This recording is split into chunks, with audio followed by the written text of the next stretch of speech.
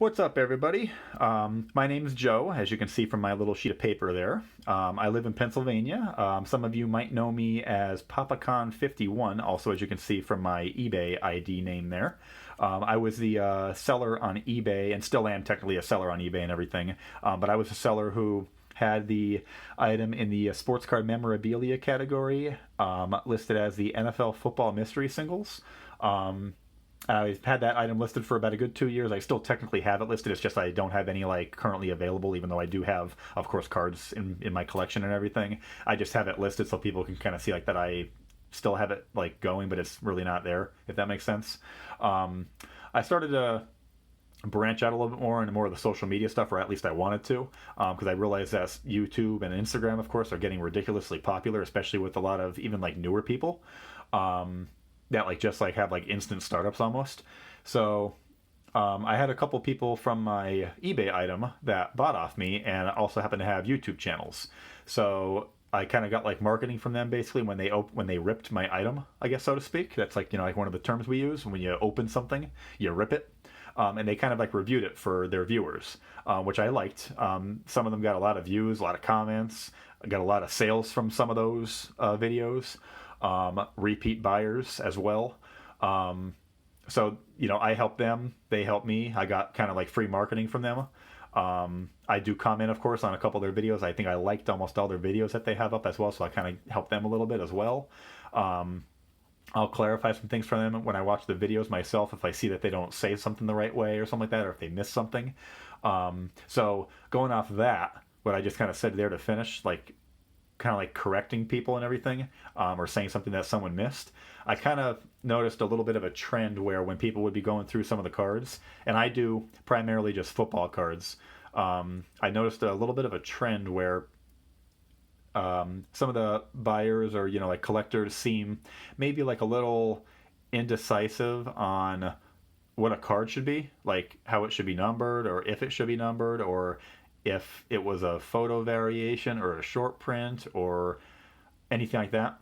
So what a super short print or SSP could be considered, something like that. So it just kind of made me think about, after seeing that on numerous videos, that maybe somebody should do with just cards on a table, kind of like how I have right here. Somebody should do an informational video on what to look for certain cards. That way, when people are collecting cards, if they see this video here, they'll be able to know what they're looking at, or what the card is called, terminology, all that kind of stuff. So but before we get started, I just want to say, aside from you seeing my little piece of paper with my general info on it, I'm a 90s guy, if you can't really tell too much. In general, I'm just a fan of Steve Johnson, if you can't tell who that is from the picture there. Nice fan of the Power Rangers, of course, the original Power Rangers. Anything else is junk to me. And a fan of Training Day. Denzel Washington is my guy.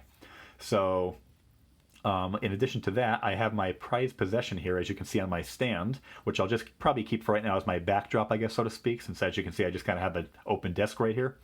My prized possession from 2007 Press Pass, an Adrian Peterson Game Day Gear 2-color holofoil patch. So I think I've had this card for at least over 10 years now. So I got it closer to when he was an actual rookie.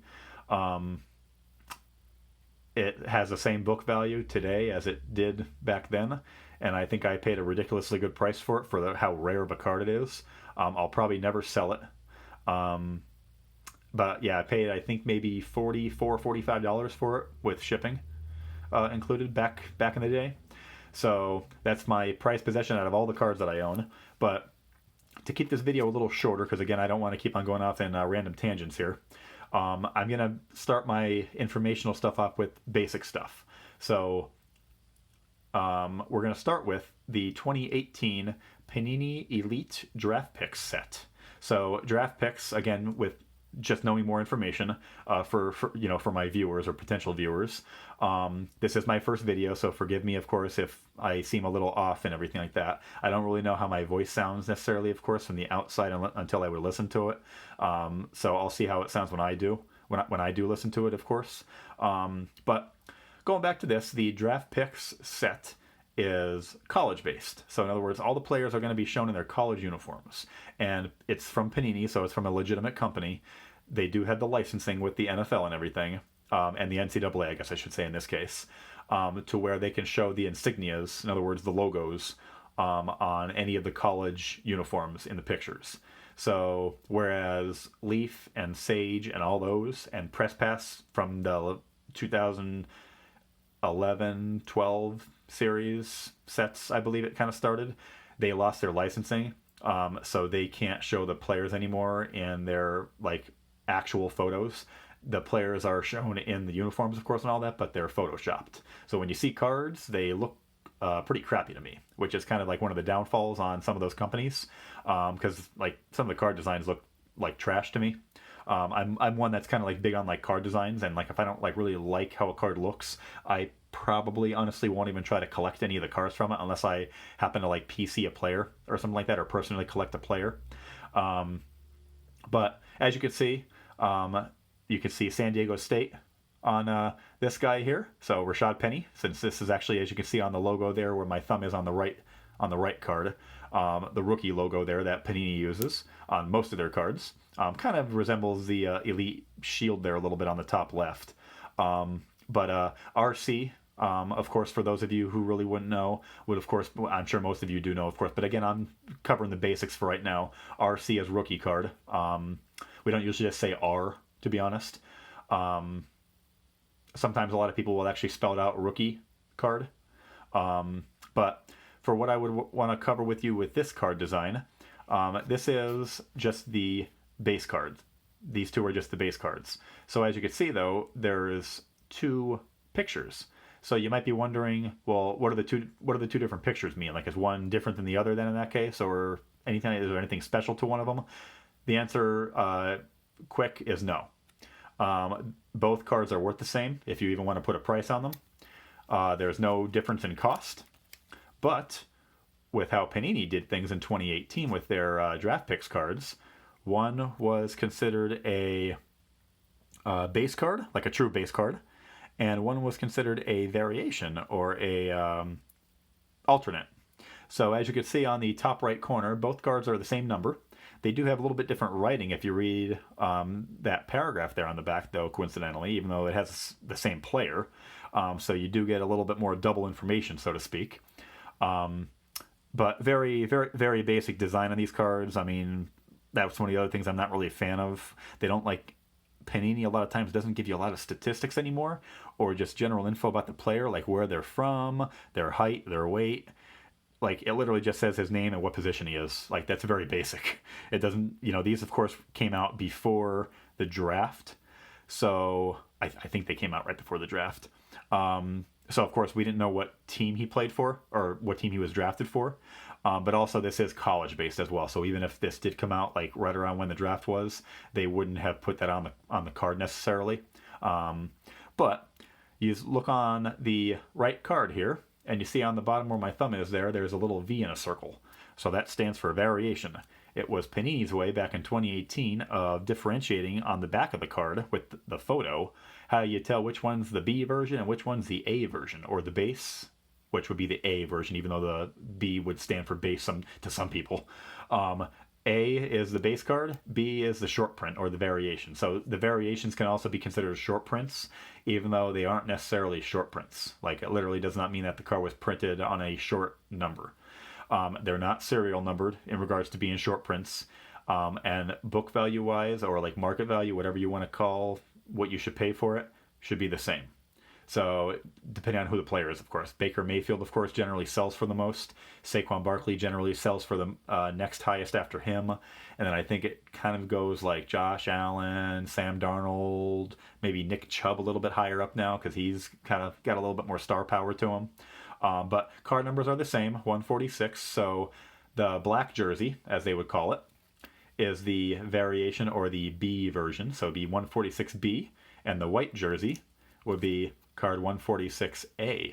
Now, the thing with the 2018 Elite Draft Picks set also is they're one of the few sets that has variations or short prints that coincidentally also happen to have the same parallels as the base cards. Whereas like the Topps cards from back in 2014, 2013, 2015, all those that had the short print variations with the different photos as well, those photo variation short prints were true short prints, and that was the only way the card came out. So like the 2014 set that would have like an Odell Beckham or Jimmy Garoppolo rookie short print, like listed literally as a true short print, that card itself did not have a refractor. That card was not serial numbered. It did not have the blue refractor, did not have the pink, gold, green, anything like that. Those were literally just standalone cards. The base version is the one that had everything, the mini version, all that kind of stuff. So, but again, very basic. So when you have like with how these elite cards work, Elite's known for having their refractor cards, so to speak, which are known as the aspirations and status cards. A lot of times they're die cut. Sometimes they are. Sometimes they're not anymore, though, with how Panini's kind of changing things. They do come as a die cut with the, I think both versions technically come with, it looks more like an X design with how it's kind of cut out from the sides and the top and bottom. In other words, though, they do have a V version and a base version. So if you have the Rashad Penny, that's a status numbered out of 99 of this, which would be serial numbered on the front of the card. On the bottom corner here, I believe, where my thumb is above the name, that would also have an aspirations or status version of the short print or the alternate jersey. So he would have two versions of potentially a status orange or status purple or whatever color variations they have. So if you want to, just keep that in mind. But that's a way to tell the difference. You really honestly either have to have seen it and kind of have it like pictured in your mind what the variation looks like, or just know to see a back of the card. And the picture, in this case, will match the front. So you see him with that cutting pose in the black jersey, matches the back picture, and the white jersey running matches the front picture. So as long as you see that V, that would be the B or the short print version, or the variation, some would call it. All right. So thanks for watching this video. I know, of course, this was a little bit longer video, going on almost 13 minutes here. But I do like detail. I do love this as my hobby. I've been doing this for almost 20 years now, over 20 years now, and I feel like I would be giving a good service to the hobby by posting video series like this. So I'll look at what I got in my my stacks here, my collection, to see what I want to review next. But until next time, take care.